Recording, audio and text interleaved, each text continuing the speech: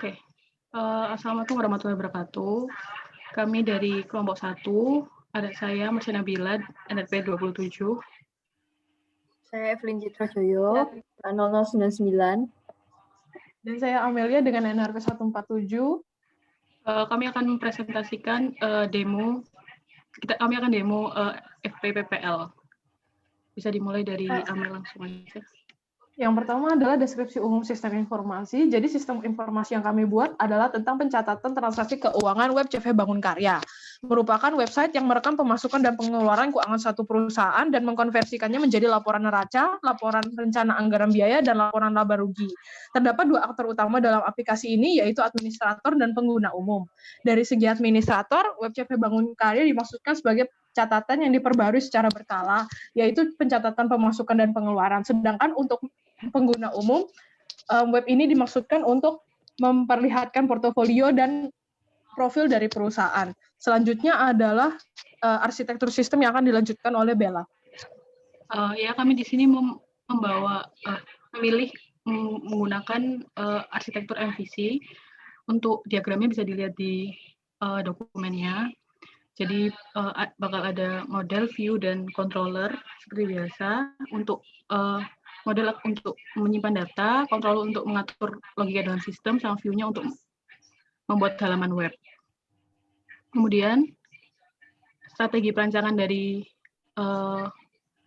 website kami adalah memakai bottom up, karena strategi ini dirasa cocok untuk sistem ini karena penyatuan sistem untuk menghasilkan sistem yang lebih kompleks, sehingga membuat sistem asli dari sistem tersebut muncul.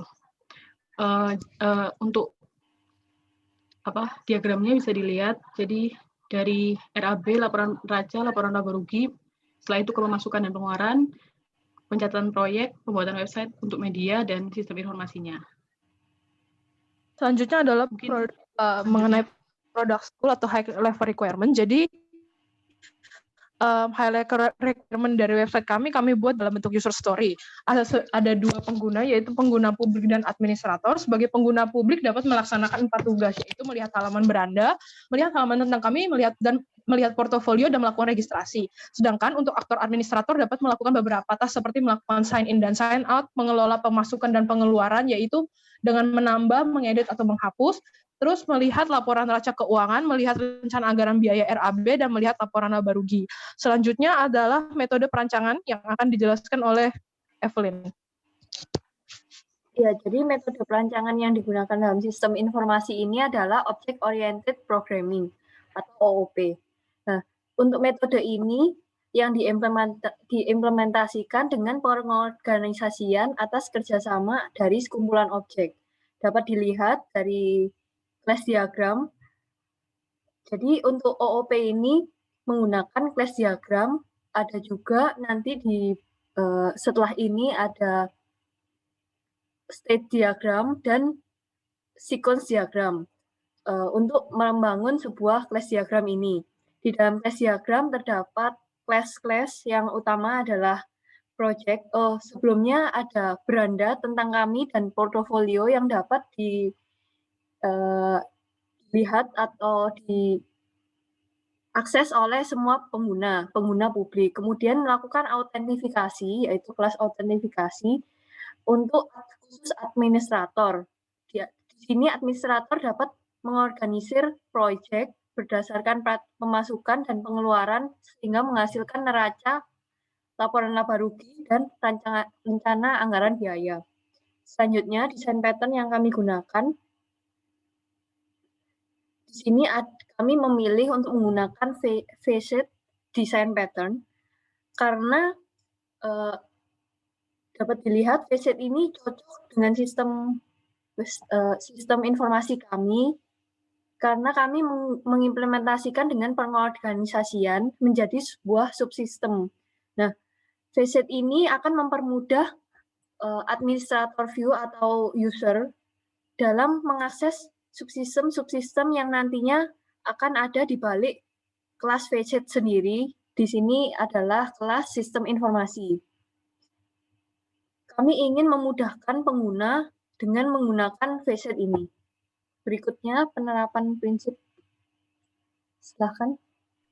Selanjutnya adalah penerapan prinsip-prinsip perancangan dari CFW Bangun Karya. Di sini kami ada 6 prinsip-prinsip perancangan dari 7 prinsip perancangan yang dijelaskan oleh Bu Lica pada mata kuliah PPL sebelumnya. Yang pertama adalah abstraksi. Dapat dilihat ini adalah procedural abstraction dari web CFW Bangun Karya dalam bentuk diagram aktivitas. Sedangkan yang kedua adalah cohesion dan coupling. Untuk cohesion kami menggunakan sequential cohesion di mana sequential cohesion cocok karena output dari satu bagian menjadi input dari bagian yang lain, serta bisa memuat beberapa fungsi atau bagian dari fungsi-fungsi yang berbeda. Kohesi level sequential ini muncul ketika elemen-elemen pada modul bergantung pada hasil pemrosesan elemen sebelumnya. Jadi pada web CFW Bangun Karya, untuk menambahkan pemasukan dan pengeluaran suatu proses, harus membutuhkan proses penambahan proyek terlebih dahulu. Sedangkan untuk melihat laporan neraca keuangan, laba rugi, dan RAB dibutuhkan proses penambahan atau pemasukan pengeluaran, sehingga sequential cohesion cocok. Nah, untuk couplingnya kami memilih menggunakan data coupling. Seterusnya ada prinsip yang ketiga, yaitu dekomposisi dan modularitas, yaitu memecah perangkat lunak besar menjadi beberapa komponen lebih kecil dengan antarmuka yang mendefinisikan interaksi yang baik antar komponen. Untuk implementasinya dapat dilihat pada kelas diagram yang dijelaskan oleh Evelyn sebelumnya. Yang keempat adalah enkapsulasi, yaitu sebuah proses pemaketan atau penyatu data bersama metode-metodenya. Implementasinya pada web CFW Bangun Karya dapat dilihat pada kelas implementasi pemasukan dan pengeluaran yang memiliki private attribute. Hal ini dapat dilihat lebih detail pada gambaran implementasi VK Design Pattern melalui kelas diagram yang akan dijelaskan Evelyn setelah ini. Selanjutnya adalah pemisahan antarmuka atau implementasi yang dapat dilihat juga pada gambaran implementasi VCAD Design Pattern melalui kelas diagram. Selanjutnya adalah separation of concern, yaitu prinsip desain yang memisahkan program komputer menjadi beberapa bagian yang berbeda sehingga setiap bagian membahas masalah yang berbeda. Pada web CFW Bangun Karya dapat dilihat implementasinya dengan menggunakan metode perancangan OOP dan arsitektur diagram MVC. Selanjutnya adalah gambaran implementasi yang akan dilanjutkan oleh Evelyn. Ya, jadi gambaran implementasi ini juga dapat diakses di ID1. Pertama, kami buat dulu subsistem project atau interface proyeknya. Di sini interface proyek ini terdiri dari fungsi get data dan save data yang akan digunakan untuk pemasukan dan pengeluaran. Next. Nah, ini adalah kelas pemasukan yang mengimplementasi proyek yang tadi. Di pemasukan memiliki atribut seperti tanggal pemasukan, jumlah pemasukan, dan sebagainya, dan juga getter setternya. Dan juga override dari fungsi yang sudah ada di project ditulis kembali, yaitu save data dan get data. Nantinya save data dan get data ini akan digunakan pada kelas facet-nya, yaitu sistem informasi. Selanjutnya ada kelas pengeluaran. Ini juga sama seperti kelas pemasukan, terdapat atribut pengeluaran seperti tanggal pengeluaran, nama barang, deskripsi, dan sebagainya. Ada getter setternya juga, karena ini seperti yang tadi disebutkan Amelia, enkapsulasi karena ini adalah atribut yang di private agar tidak terganti tanpa yang diinginkan. Kemudian ada juga save data dan get data. Next, tes berikutnya adalah facet-nya, sistem informasi. Di sini dari pemasukan dan pengeluaran yang sudah dibuat kelasnya digunakan untuk mengambil laporan neraca dan laba rugi dan RAB dari data-data yang sudah dimasukkan.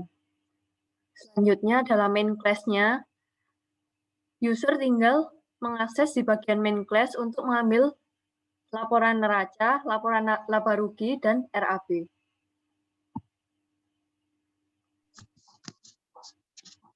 Selanjutnya adalah implementasi dari desain UI yang dibuat oleh kelompok kami. Perlu diketahui bahwa kami membuat 3 modul. Yang pertama adalah modul autentifikasi yang dikerjakan oleh Marsha Nabila, sedangkan modul kedua yaitu modul administrator dikerjakan oleh saya sendiri Amelia, dan modul ketiga yaitu modul pengguna publik dikerjakan oleh Evelyn. Evelyn. Yang pertama adalah modul registrasi dengan tampilan UI seperti ini. Selanjutnya adalah tampilan untuk login atau sign in untuk modul autentifikasi. Untuk bab 3 atau modul 3 pengguna publik dapat dilihat pada halaman ini, homepage. Yang kedua adalah halaman tentang kami. Dan yang terakhir adalah halaman portofolio. Sedangkan untuk bab 2, yaitu untuk modul yang bisa diakses oleh administrator, yang pertama adalah halaman list proyek,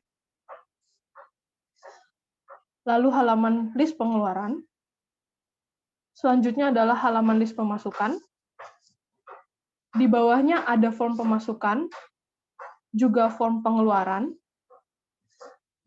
juga form proyek. Sedangkan ini adalah list proyek yang dapat di drop down sehingga administrator dapat melihat neraca saldo, laporan laba rugi, dan rencana anggaran biaya. Sekian dari implementasinya. Sebagai tambahan, implementasi ini juga sudah dicantumkan ke dalam laporan untuk mengakses link-link dari prototipe ini, supaya lebih jelas dalam mengakses website ini, prototipe website ini. Ya, sekian dari kelompok kami untuk DPPL Sistem Informasi kami. Terima kasih.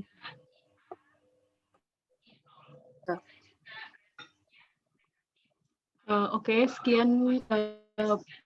Berikut tadi adalah presentasi DPPL yang sudah kami kerjakan. Sekian dari kami, kelompok 1. Wassalamualaikum warahmatullahi wabarakatuh.